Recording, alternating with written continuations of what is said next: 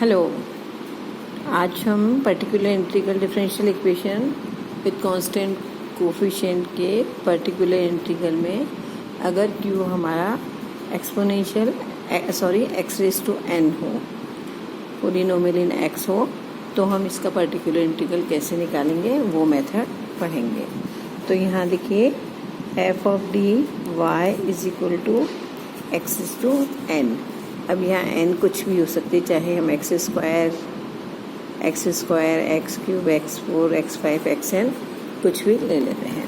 तो last videos में हमने देखा था कि q हमारा e की पावर ax है तो हम pi कैसे निकालते हैं, q अगर हमारा sin ax और cos ax है तो हम pi कैसे निकालते हैं।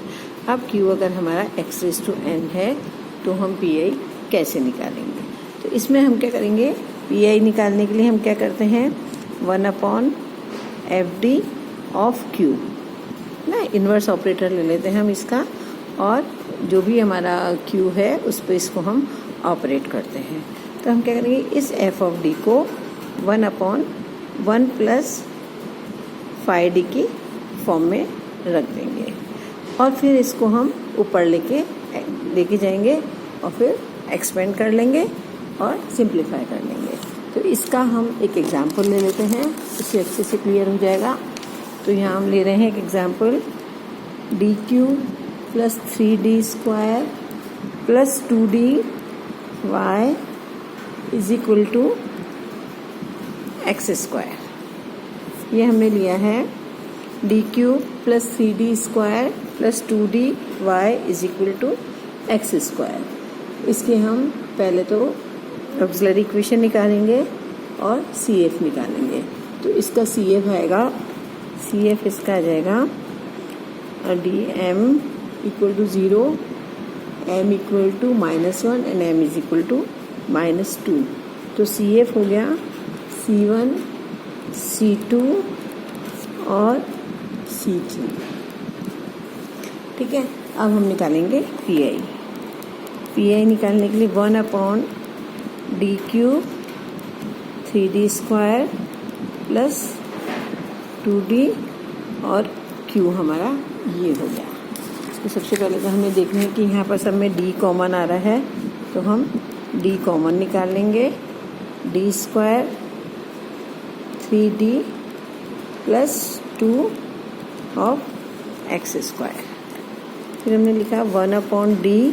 अब हम इसको 1 प्लस 5d की फॉर्म में रखना है, तो यहाँ से हम इस 2 को भी कॉमन निकाल लेते हैं।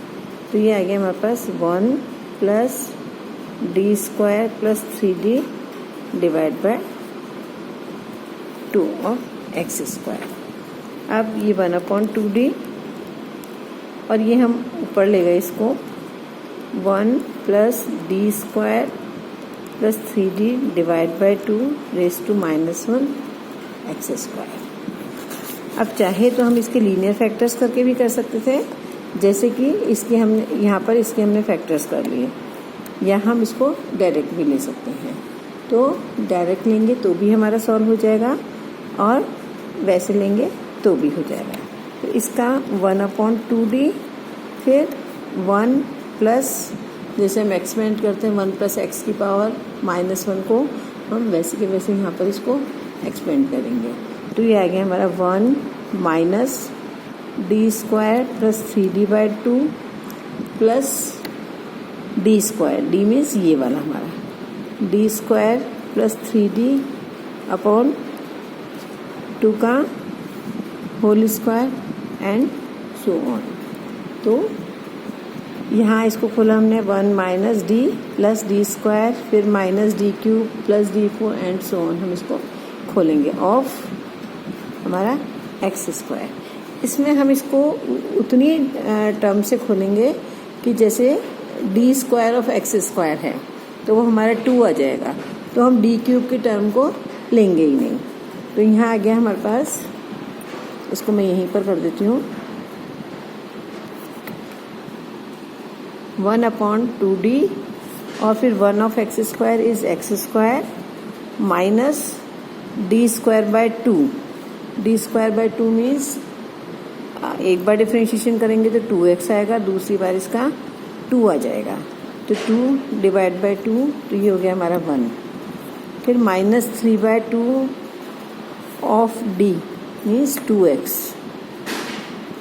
ठीक है, प्लस d², यहाँ से d4 आएगा तो वो टर्म हम नहीं लेंगे, यहाँ से आएगा 9d²/4, तो 9d²/4 ये आ गया। और एक टर्म आएगी d³ की, तो हम वो भी नहीं लेंगे। तो ये हमारा सॉल्यूशन आएगा 1/2d x², और ये आ गया हमारे पास -3x, और ये है, ये हो जाएगा 9/2 -1, तो 9/2 -1 आ गया हमारे पास 7/2, ठीक है, ये हमारे पास आ गया। अब 1/2 और 1/d रह गए हैं यहाँ पर, तो 1/d मतलब इंटीग्रेशन, तो इसका हमारा इंटीग्रेशन, तो x² का हो गया x³ -3/2² प्लस 7/2x। तो ये पर्टिकुलर इंटीग्रल हमने निकाल लिया कि अगर हमारा q x⁴n है तो हम पर्टिकुलर इंटीग्रल कैसे निकालेंगे।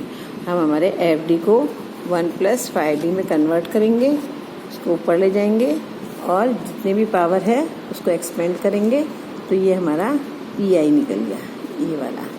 और CF हम ऑलरेडी निकाल चुके थे, तो ये हमारा CF + PI हो जाएगा। इसी तरह अगर हमारा जो Q का फंक्शन Q है, वो अगर x⁴n की जगह EAXV हो, अभी तक हमने जितने भी Q निकाले हैं, जिनके पर्टिकुलर इंटीग्रल निकाले हैं, वो खाली एक ही फंक्शन होते थे, जैसे e⁴ax या sin ax या cos ax, इस तरह के अभी तक हमने सॉल्व किए थे। अब अगर प्रोडक्ट ऑफ 2 फंक्शन हो तो हम कैसे निकालेंगे, जैसे fd ऑफ y = 2 फंक्शन हो, जैसे जिसमें से अगर एक हमारा EAX है और दूसरा v कोई भी x का फंक्शन हो सकता है, चाहे sin x हो, चाहे cos x हो, चाहे x² हो, चाहे x³ हो, चाहे x⁴n हो, चाहे e⁵bx हो, कुछ भी हो।